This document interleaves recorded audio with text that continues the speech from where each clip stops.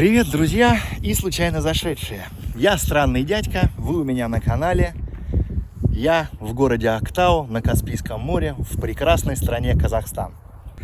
А сегодня мы с вами пройдемся по скальной тропе. Скальная тропа начинается вот там, вот где стоит кучка табличек, и продолжается дальше вокруг мыса Меловой, зажатая между водой и скалой. Место очень интересное, очень живописное. Не переключайтесь, будет интересно. Видео будет длинным, наверное, но там много чего есть посмотреть. Поэтому время пролетит незаметно. Ну и по пути, пока мы идем к началу скальной тропы, я по заведенной уже традиции расскажу вам о очередном своем впечатлении от Казахстана. Еще одно мое сильное впечатление от Казахстана — это как здесь кормят. Везде и все потрясающе вкусно. Я уже довольно много здесь времени провел. И мы с товарищами были в разных местах, в разных заведениях. Хоть в ресторане, хоть в самой дешевой, скажем так, столовой. Все замечательно вкусно. Один раз был, скажем так, не то что невкусный плов, но плов, скажем так, под вопросом. И то это было где-то там. В остальном все, что удавалось здесь попробовать, все было вот прямо реально на 5 баллов. Не знаю, то ли мне очень сильно везло, то ли действительно так, и в любом здесь месте можно очень вкусно, с аппетитом и калорийно, и самое главное, недорого поесть. Это прям очень сильное впечатление от Казахстана, ну, конкретно от города Актау сейчас. Еще одна рубрика, уже ставшая традицией в моих роликах из Казахстана, которая называется «А что это за растение?». Вот я опять подхожу уже к скальной тропе, и здесь вот растет вот такой вот куст, который покрыт вот такой вот, я не знаю, ватой. Наверное, ну, как мне кажется, это, наверное, какой-то родственник хлопка, что ли. Но вот в сочетании с вот этим вот камышом выглядит это все здесь очень красиво. А вот там дальше... Ну, сейчас против света, наверное, не очень видно. Куча вот этих растений, целые деревья. И все они покрыты вот этим вот пухом. Все это такое нежное, воздушное. Выглядит на самом деле очень потрясающе. В сочетании с ракушечными скалами. Очень красиво выглядит. Если вы в курсе, что это за растение, расскажите мне, пожалуйста. Посмотрите, какие шапки. Это оно дерево такое? Или оно просто как лиана вьется по тому дереву, которое там есть? Наверное, ведь это не дерево, это, наверное, какая-то такая трава, которая, опираясь на то дерево, которое есть внутри, вырастает вот такими вот огромными, я даже не знаю, как сказать, шапками, шарфами, мотками. Выглядит как нежный такой пух или как шерсть.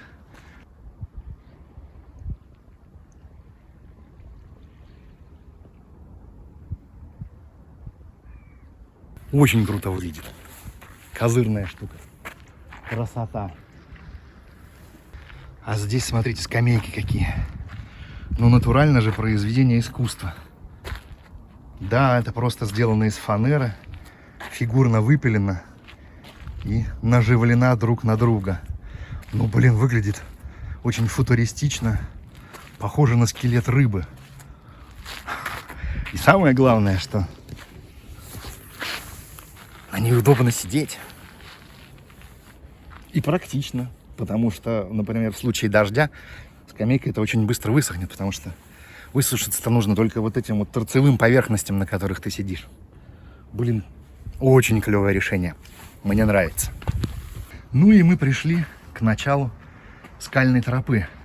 Здесь стоят такие вот стенды с фотографией.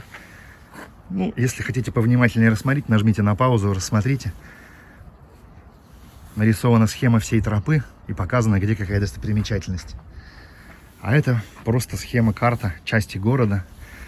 Скальная тропа здесь оформлена как такая, ну как это назвать, такой настил, дорожка, изготовленная из то, что называется по-английски декборд, палубная доска, наверное, так это правильно перевести на русский. Выглядит очень симпатично, очень аккуратненько и причудливо вписано вот в этот рельеф. Проходит между камней. Выглядит очень круто. Идемте же скорее посмотрим, что там дальше. Все освещено, все под видеонаблюдением. Везде есть указатели. Ну, короче, комфортно, безопасно и не заблудишься. Идем смотреть, как же это там все выглядит.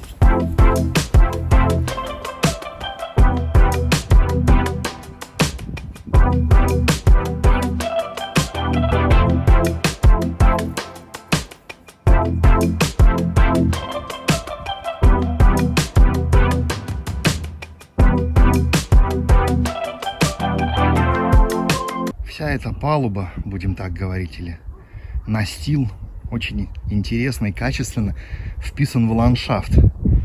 Он как бы уложен между камней, на камни опирается. Кое-где камни служат перилами. Везде установлены перила, везде есть скамейки, чтобы посидеть. Всякие укромные места и интересные скамейки, да, как скамья примирения. Все ступеньки подсвечены, везде есть перила. Везде есть возможность посмотреть поближе на растения и потрогать, например, вот этот вот замечательный пух. Потрогать вот те самые скалы. И везде, отовсюду, прекрасный вид на море. Шикарное место для прогулки. Во-первых, ступенек очень много, вверх-вниз.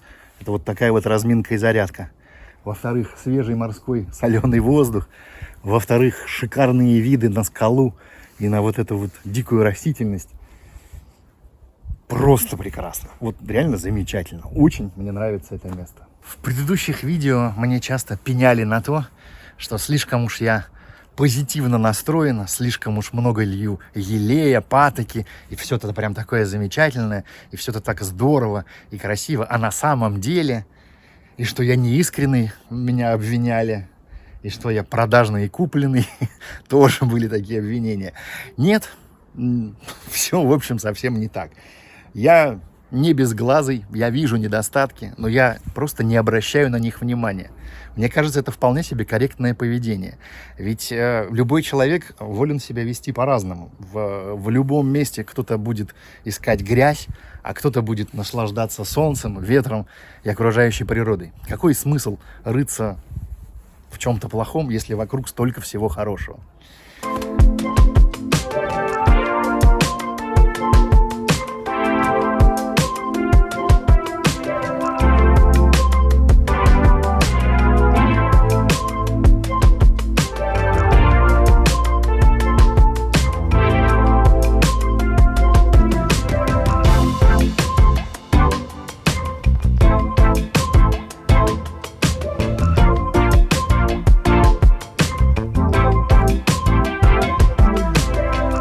Насколько я читал в интернете, тропа эта была организована и построена совсем недавно, но место это пользовалось спросом уже очень давно. Вот, например, смотрите, скала со всякими надписями, и вот здесь написана дата. 1950 год, 8 число 7 месяца. Но в 50-м году кто-то здесь лазал по скалам и поленился вот в этом вот ракушечнике выдолбить дату и свою фамилию.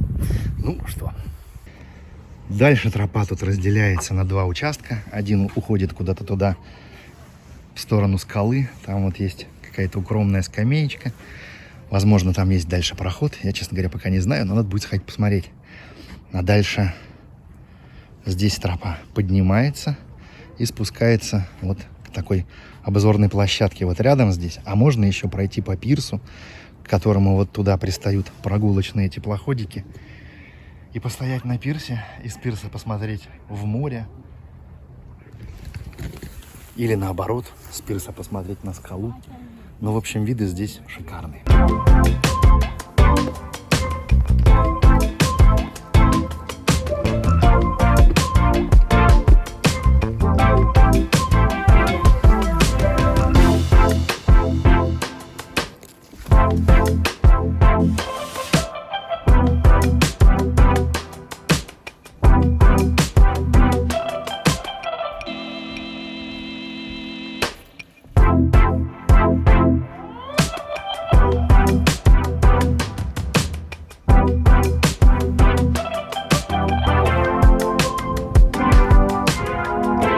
шикарный такой зеленый коридорчик со скамейками. Правда, одна скамейка сломана. Ну да и бог с ним. Там вон есть следующая. И за ней еще одна. А эту скамейку наверняка скоро отремонтируют. Пойду, сяду, посижу. Посмотрю, как здесь сидится. А здесь еще куча всяких разных интересных растений. Но это, как я понимаю, колючая акация. А вот там дерево, на котором растут красные ягоды, которые выглядят как красная смородина. Я не знаю, что это. И этих ягод здесь полным-полно. Вон еще какие-то кусты с этой так называемой смородиной. И все вот это вот растение, оно выглядит как мох. И все везде покрыто вот такими вот ягодами. Что это такое, расскажите в комментариях. Очень интересно. А это пуховое растение, оно везде. Вон здесь между камней. Вон там между камней. Короче, повсюду этот родственник хлопка. Так его назовем. А там прибывает прогулочный теплоход. Поднимемся вот на верхнюю точку и посмотрим на прибытие теплохода. Насколько я знаю, за 3000 тенге вас примерно в течение часа прокатят как раз ровно вдоль берега, вдоль той самой скальной тропы. На самом деле отличное развлечение. Очень хорошо на все это посмотреть с воды.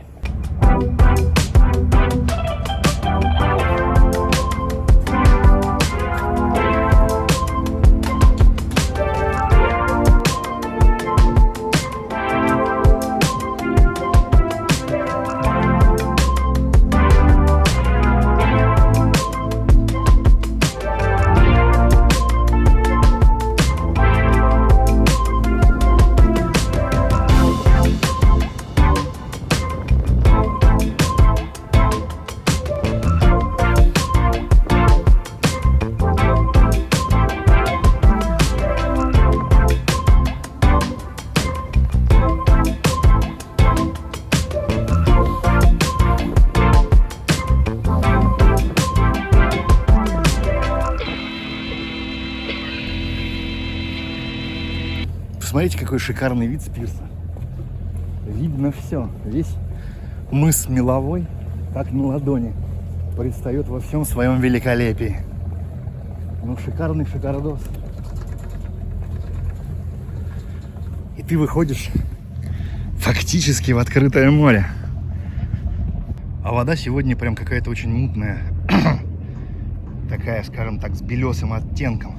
А обычно предыдущие разы, когда я здесь был, вода была совершенно бирюзового цвета и прозрачная. А сейчас, видимо, наверное, был шторм, что-то тут перемешало с чем-то. И сейчас вода, конечно, выглядит не лучшим образом. Вон там наверху есть смотровая площадка. Там же есть парковка для машин, то есть на машине можно подъехать оттуда с улицы, запарковаться и выйти на эту площадку. На площадке там есть все, так сказать, необходимые принадлежности, туалет, и он даже работает. И вот оттуда по лестнице можно спуститься и погулять по тропе. Мы туда наверх сейчас, наверное, не пойдем, пойдем дальше по тропе. Оттуда сверху у меня уже есть кадры, я вам сейчас сюда подмонтирую и покажу.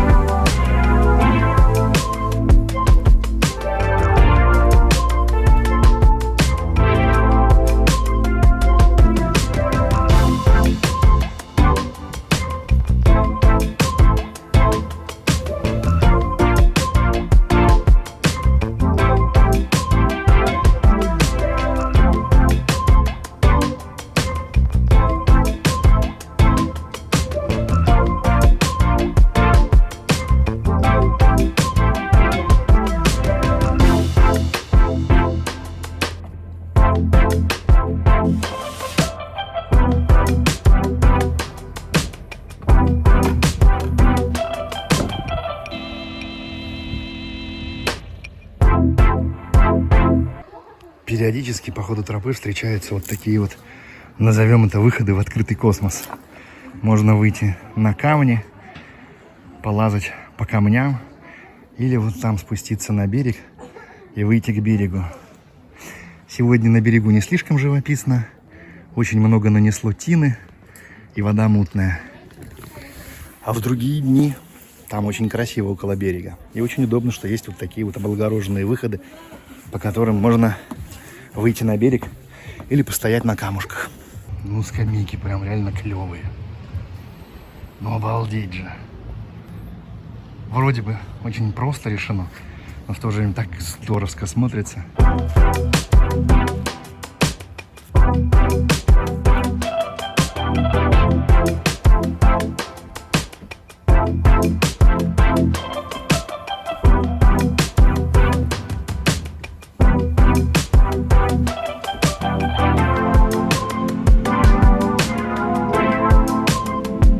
Ну, вот буквально долго ли, коротко ли, мы уже дошли до первого поворота на тропе.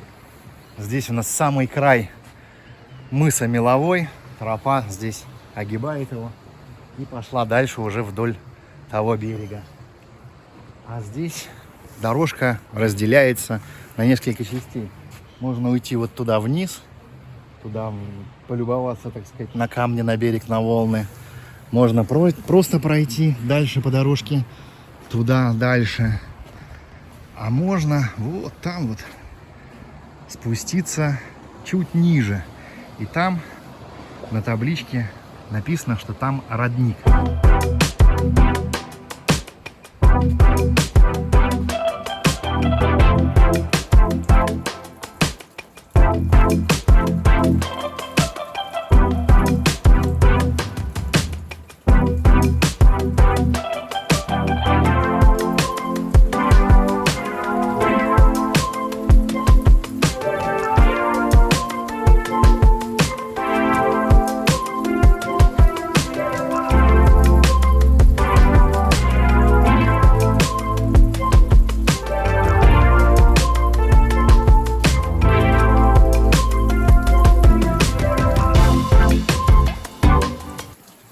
И по виду, и на вкус вполне себе чистая питьевая вода, без всяких привкусов и без соли, пресная.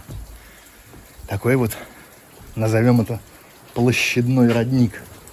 Ну и заросший он поверху целым таким куполом из-за камыша.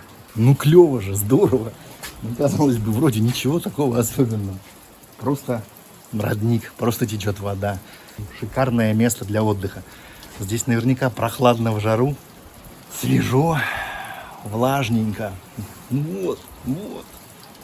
Идем дальше.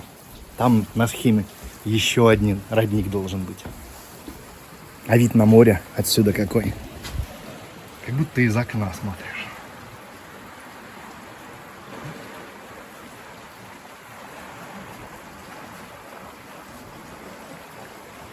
Красота. Ну круть же. Ну вот, ну здорово. Обалденно выглядит.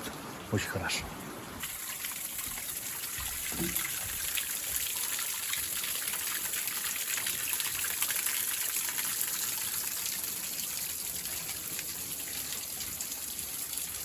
А ведь когда-то все эти камни,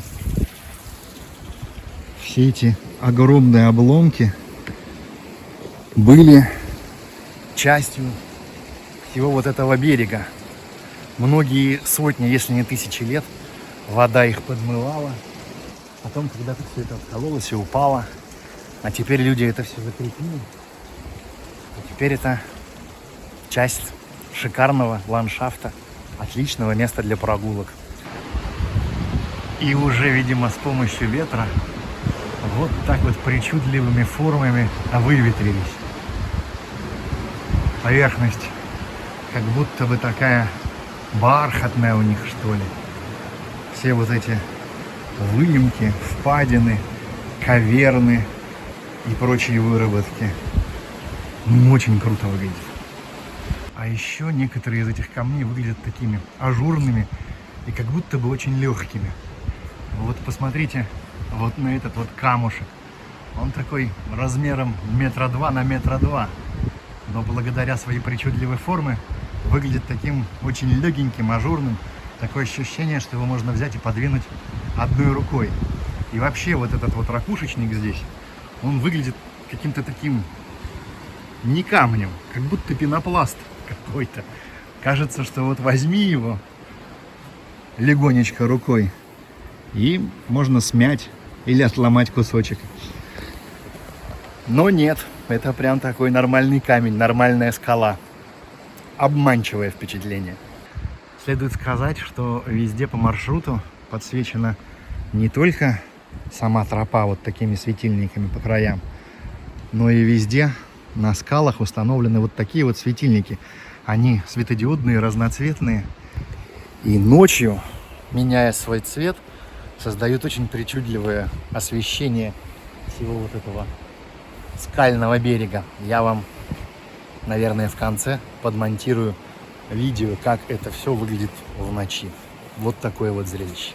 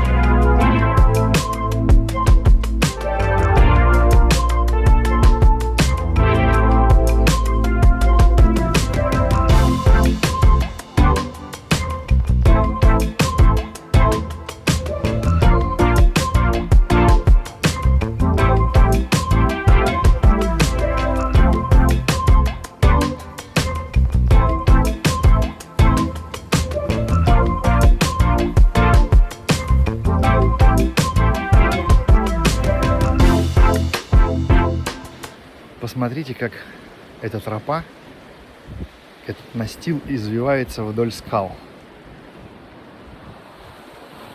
Тут пошел чуть правее, там дальше чуть ниже и левее, чуть дальше выступил в море, опять поднялся выше, обошел камень, спустился ниже, потом опять поднялась выше и пошла туда за угол, за очередной угол мыса Меловой. Очень такой изобилующий подъемами и спусками, и также разными поворотами маршрут. Надо еще заметить, что здесь вот так вот совершенно запросто есть вот такие вот сходы с этой облагороженной тропы, просто на камне. Пожалуйста, сходи по ступенечкам и лазай здесь где хочешь. Хочешь вот туда по камням, хочешь к берегу иди к воде, хочешь прислонись к скале и загорай. Иди куда хочешь, лазай где хочешь. Все на твой страх и риск. Ты же взрослый человек.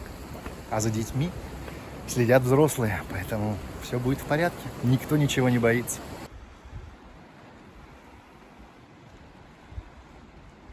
Но реально вот в моих ботинках настил довольно скользкий.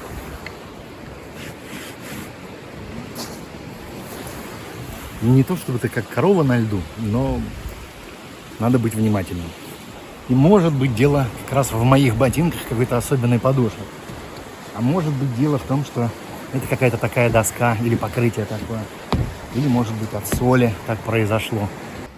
Смотришь на эту скалу, на этот берег, он кажется очень непрочный. Там куча всяких трещин, выбоин, каверн и прочих неровностей.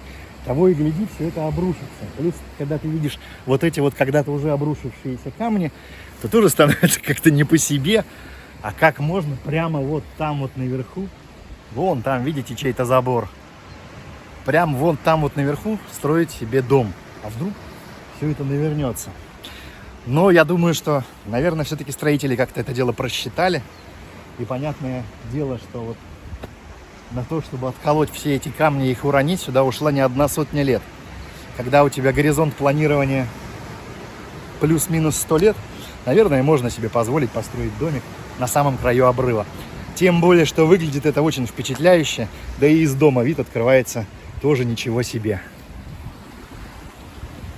Какой-то примерно вот такой. Идем дальше, смотрим по сторонам широко открытыми глазами и с широко открытым ртом удивляемся всему тому, что здесь понастроено. Ну, красота ведь, ну, великолепие, ну, отличное же место. Вот взяли и сделали отличное место для прогулок. Вот, супер.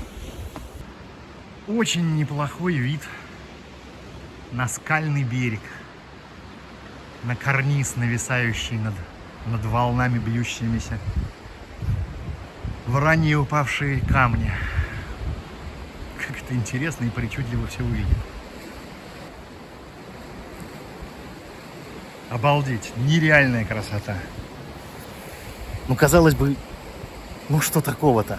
А ты смотришь на это все, и дыхание перехватывает, потому что, ну, как говорил один известный человек, красота, она в глазах смотрящего. Можно смотреть в одну и ту же точку, и один человек будет видеть а другой человек будет видеть Ну, в жизни и так хватает Надо все время видеть позитив. Отрицательные эмоции и злость – это как мусор. Мусор есть у всех, но кто-то свой мусор сразу выбрасывает на помойку в специально отведенное место, а кто-то таскает всегда за собой этот мусор. И самое главное, всем его сует. Не таскайте свой мусор с собой, выкидывайте его на помойку. И тем более не суйте всем этот мусор свой в лицо. Улыбайтесь всем вокруг и себе самому. Радуйтесь простым, понятным, ежедневным вещам. И жизнь ваша будет очень долгой, а самое главное, очень интересной и очень счастливой. А ведь именно это и есть, наверное, цель жизни каждого человека. Про жизнь долгую, интересную, насыщенную и счастливую жизнь. Простой ведь рецепт. Почему бы ему не следовать каждый день? А там вон на камне, смотрите, какой друган сидит. Крылья, наверное, сушит. Главное, такой разложил их, под ветер подставил. Сейчас я попробую поближе его вам показать. Крупный такой товарищ. Пишите в комментариях, что это за зверь. А нам с вами туда еще, наверное, километра 2 идти. Дойдем до самого конца, посмотрим все. Тем более, что там в конце есть пещера. А вот здесь табличка с очень важными указаниями. Например, обязательно нужно оставлять плохое настроение где-то позади. И ни в коем случае не дразнить лохнесское чудовище. Будьте благоразумны. Дальнейший участок скальной тропы, он вымощен вот такой вот плиткой. Туда дальше, прямо до самого вот этого отеля Caspian Riviera. И вот на этой всей плитке, по крайней мере, мне нужно быть очень осторожным. Потому что, например, мои ботинки с моей подошвой на этой плитке прям скользят, ну, почти как на льду. Можно прям спокойненько подскользнуться. Откуда возникает такой эффект, фиг знает. Может, у меня подошва такая, а может, это просто плитка так отполирована настолько хорошо. Ну, в общем, будьте осторожны. Можно подскользнуться на некоторых участках. Дальше по тропе организована такая своеобразная выставка всяких интересностей. Вот это вот, как написано вот там на табличке, так называемые стражи Большой степи.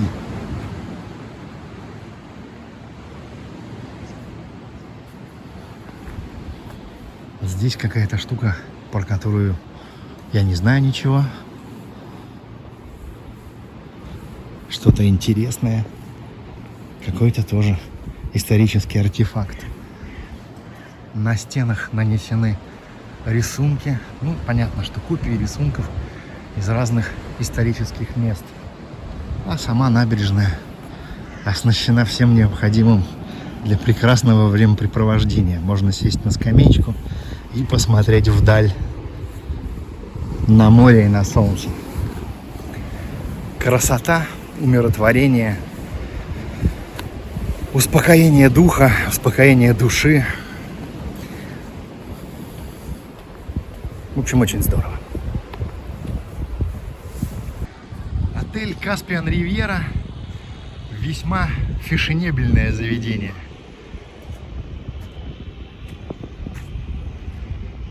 Там, говорят, есть президентский люкс, который стоит в сутки больше 800 тысяч тенге. Это больше 100 тысяч рублей или даже больше, по-моему, $2000. А вот этот бассейн, говорят, это на самом деле аквариум. И там есть минус первый этаж, где есть окно. И в этом аквариуме плавают вроде как рыбки, осетры. Я не знаю, правда или нет, сам я не был. Ну и опять там хвалят рыбный ресторан, говорят, очень крутой и очень вкусный. Но хотя можно и сходить посмотреть, наверное, как-нибудь. Поживем, увидим. Осталось совсем немного тропы. Там дальше по тропе, в общем-то, единственная осталась достопримечательность, которую мы еще не посетили. Там будет грот. Пещера такая. Видимо, в свое время, когда уровень воды был большим, пещера эта наверняка даже была скрыта под водой. А сейчас к ней есть свободный доступ. Можно с этой скальной тропы туда зайти и посмотреть, что там и как выглядит. Ну и дальше уже буквально через 200 метров после этого грота тропа заканчивается. И выходит она как раз вот к тому самому спуску, которое было в предыдущем видео про набережную. Ну красота ведь. Ну посмотрите, какой шикарный вид. Его вот даже тот забор и недостройка не портит. Вода, конечно, сегодня мутная, но это тоже нисколько не мешает. Красота. Море почти спокойное, волна небольшая, солнце светит. Еще вчера поливал дождь, дул холодный ветер, и на завтра в прогнозе дождь и холодный ветер. А сегодня прям повезло с погодой. Сегодня на нашей с вами прогулке прекраснейшая погода. Тепло, солнечно, ветра практически нет. Полнейшая красота. Удивительное место. Обязательно приходите на скальную тропу. Ну или приезжайте в Актау, посмотрите на Каспий, погуляйте по тропе, зайдите в Каспиан Ривьеру, посетите ресторан, посмотрите на осетров, ну и в комментариях расскажите мне, круто это или не круто, и стоит ли оно того. Ну и вот она, пещера, ну или грот. Формально вход туда запрещен, ведутся строительные работы, стоп, возможен обвал. И вон даже там русалка сидит, вход охраняет. Но вы сами понимаете, как же туда не войти, тем более, что там вот скамейки стоят и свет горит. Если нельзя, но очень хочется, то можно. Тем более, что узенький проход за ограждением все равно оставлен. И все равно все туда потихонечку ходят. Вот они, те самые знаменитые фигурные скамеечки.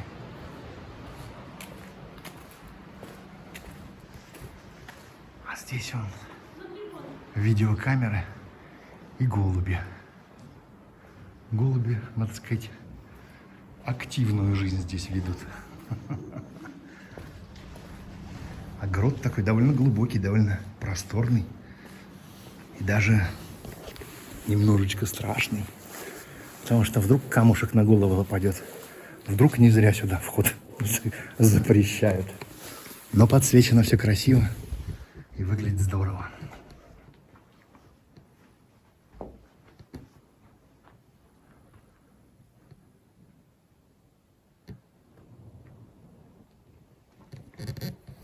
Как я понимаю, когда-то этот грот был под водой, потому что уровень воды был гораздо больше. И посмотреть, что в этом гроте могли разве что только рыбы, ну и тюлени, и другие обитатели Каспийского моря. А теперь вода ушла, пол для нас, для всех выложили плиточкой, и теперь сюда может попасть практически любой желающий. Посмотреть на все это великолепие из ракушечника, вылепленное природой. Природа на самом деле лучший скульптор. Потому что если ты специально запланируешь что-то такое, мне кажется, получится хуже. А здесь в глубине еще одного отделения стоит скамейка. Можно уединиться и подумать о вечном. Ну, красота ведь. Ну, страшная ведь сила. Из глубины грота открывается прекрасный вид на море. Вид на море, он вообще везде прекрасный. А здесь как-то вот особенно. Когда все это такое вот... Когда вся эта картина, она обрамлена вот такой вот природной рамкой из ракушечника, оно выглядит особенно красиво.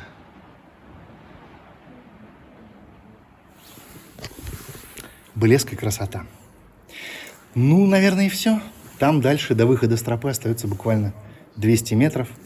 Там дальше та самая лестница от памятника Шевченко к морю, которая фигурировала в предыдущем моем видео про морскую набережную Актау. Надо прощаться. Спасибо, что досмотрели видео до этого момента. Спасибо, что поддержали мой фонд путешественника взносом в фонд путешественника. Реквизиты там внизу под видео в описании. Спасибо, что поставили лайк. Спасибо за ваш комментарий. Спасибо, что подписались на канал и включили колокольчик уведомлений. Огромное спасибо, что рассказали обо мне и о моем канале всем своим друзьям и подписчикам в социальных сетях. Любая ваша поддержка для моего канала вызывает у меня к вам огромную благодарность. Счастья вам, здоровья, любви, терпения, всего того, что в нашем турбулентном мире нам сейчас не хватает. Приходите еще, будут еще прекраснейшие видео с прогулками по разным местам, ну и просто влоги обо всем, о разном.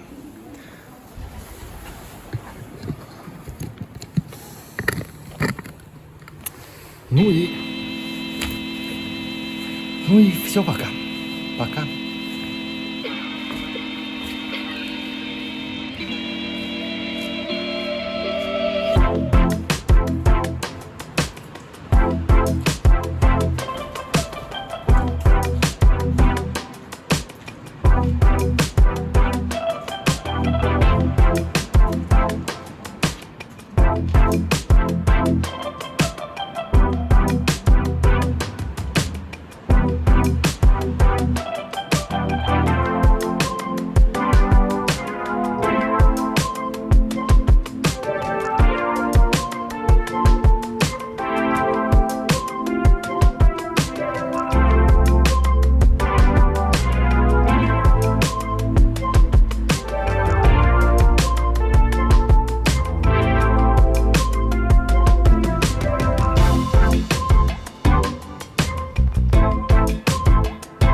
Что, думали, я вас здесь, в гроте оставил?